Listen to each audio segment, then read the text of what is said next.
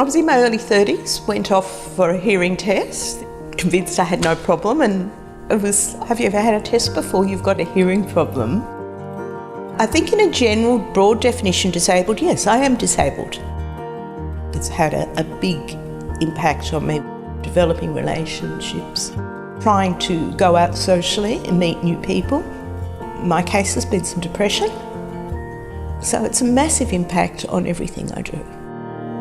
I think society is fairly unaware of it, and many people are either oblivious to it or in denial.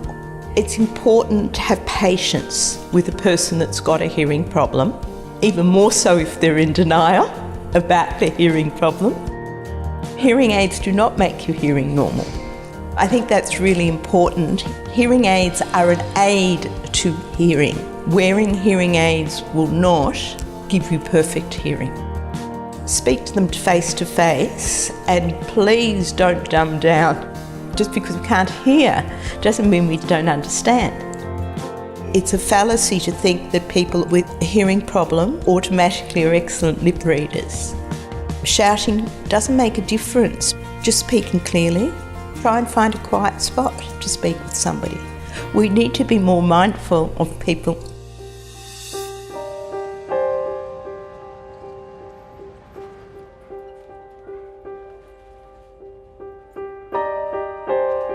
So I have 3 boys. Michael has what they call severe autism, and he's sort of put in that category because he's non-verbal and he's not toilet trained. But he's a gentle giant, he's a beautiful boy. He gives the best hugs, and he actually even rubs up and down on your back, which is probably what we've done with him. He still climbs on my lap, has his big long legs on my lap, and he kind of forces me to rock him. We just don't really have many people that are willing to sort of help out, so we do rely quite heavily on respite. Go out to the movies with my husband or dinner, or use it to catch up with friends. And so I really have to trust the organisations that care for him, because he's non-verbal, so I have to tell everyone every little thing about his routine. I must admit I have to fight for everything, and I don't like being that way, but I find it's the only way to create change. It's hard with a child with autism because they don't like waiting at all. He jumps up and down and he sort of vocalises, so it might be bar, bar, bar, bar, bar. He can get a bit pinchy. And he can pull hair if he gets quite distressed. Organisations that don't really think about that, they don't really understand how stressful. I just get all sweaty and stressed, and people give you looks, and it's just not a pleasant experience. My message to healthcare staff and hospitals would be just being far more aware of people's needs in that situation, because it is a very, very stressful time getting your autistic child into doctor's appointments, hospital appointments. If you can see that a child's really distressed, use a bit of initiative maybe. It's actually not that hard to calm him down, but unfortunately a lot of people don't sort of read care plans or don't actually sort of find out those simple things that you can do. Treating people like Michael with dignity and being considerate to the carers and making sure that they're well looked after, because they just need all the help they can get, really. He's in there, but there's just been a disconnect. People that are closest to these people can really see that they're in there. It's just a lot of challenges around the lack of communication.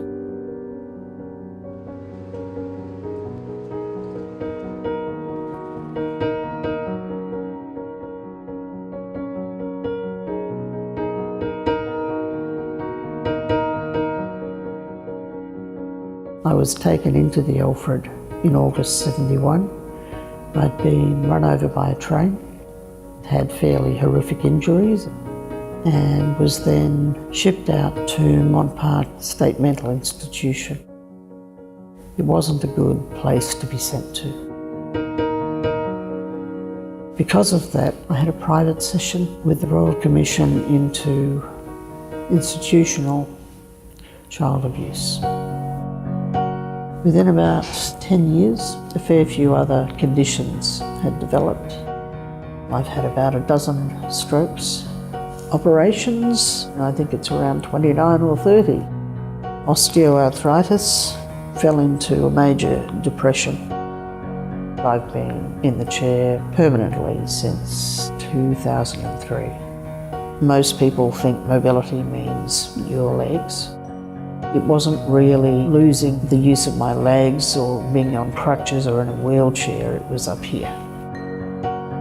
I don't see an amputation when I look down, but I also can't remember having 2 feet. If you have a physical injury or you're going in for surgery, that's something that can be seen and dealt with.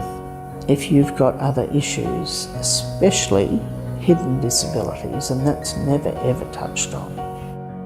What could be done better is being listened to and being heard properly. Not enough staff. It's not they don't want to, they don't have time to sit down and listen to you. Looking at the person as a whole, their emotional needs, their physical needs, everything all together really is extremely important. Put yourself in my shoes or shoe. Think about it from my perspective. I'm not just an amputee in a wheelchair. I still deserve respect and dignity.